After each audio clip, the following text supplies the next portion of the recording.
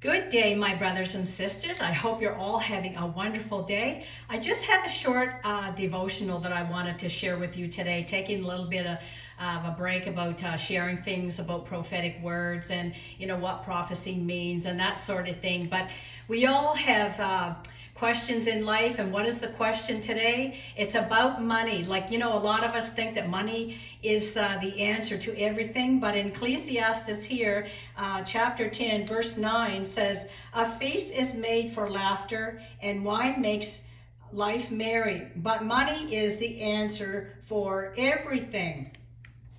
So here, if money is the answer for everything, what is the question? Money, we know, cannot ensure health, happiness, or immortality. It cannot buy peace of conscience, of loving relationships.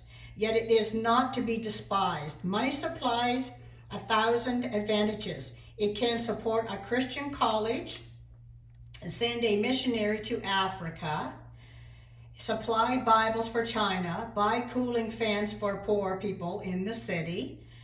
All good things. So it is not money that is the root of all kinds of evil, though, but the love of money is. Because in 1 Timothy 6:10, it mentions that Jesus condemns money when it becomes an object of devotion equal to God. And we can see that all around the world right now, where, a lot of people have these, all the talk about is their money and what they can buy, but they want to all keep it for themselves. And so when it becomes an object of devotion equal to God, in Matthew chapter 6, verse 24, his parable of the 10 minas, Luke 19, 11 to 26, the third servant who laid his money away in a piece of cloth was punished because he didn't put his money to work. He didn't even invest it in so could earn a little interest. Excuse me. God is the ultimate supplier of all wealth. He puts us in a position where we have money either by giving us unemployment, employment, an inheritance, wise investments, or perhaps a jackpot. Because we match pictures, cards in the fast food restaurant, however we got what money we have. God enabled us to have it.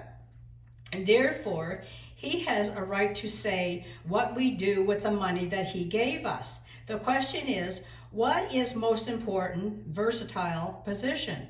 The answer is money. God's guideline to those who possess it is amazingly simple. Command them to do good in 1 Timothy 6:18. So we see here that, yes, the money is not the answer to every problem, but it does help. And we as Christians should really be looking into our Bibles just to see, what God says about money, how we should spend it. And, if we just want to hoard and keep all of the money to ourselves, a lot of times we really lose out, because God is watching everything that we're doing each and every day. And he sees if we're tithing, because if we do tithe, that will stop the devourer, the devil, from actually coming and making us end up being poor and going without many things. Because when we take all of our needs to God, he will supply our needs according to his, and I can't say that enough, his ways of answering our prayers.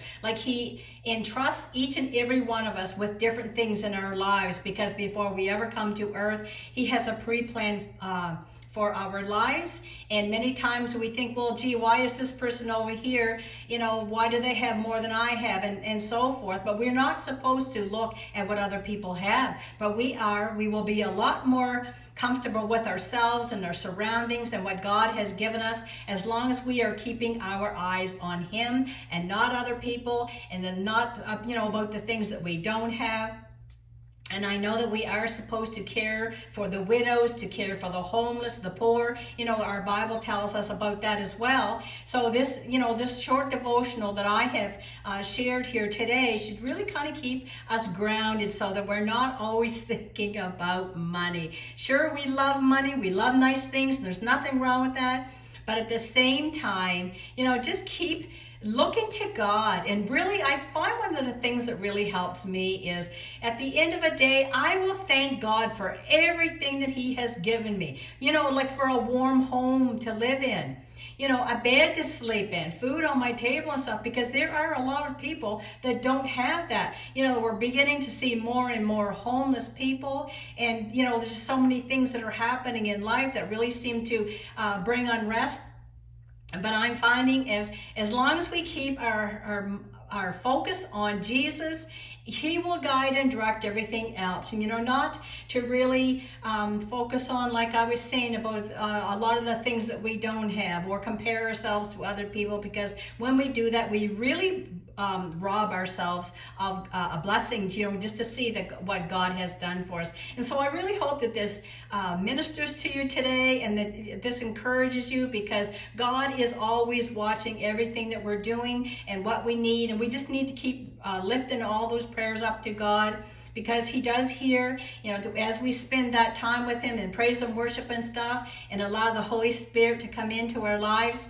We will have more peace, because in this time, with all the things that are going on with the war in Israel, and the fighting and stuff that's going around in many countries, it is something, if we focus on that, we're going to lose our peace. But Jesus is the Prince of Peace, so let's look to Him. So like, share, and subscribe. Share this today with somebody else, and let me know in the comments how this has ministered to you. So anyways, just have a blessed day.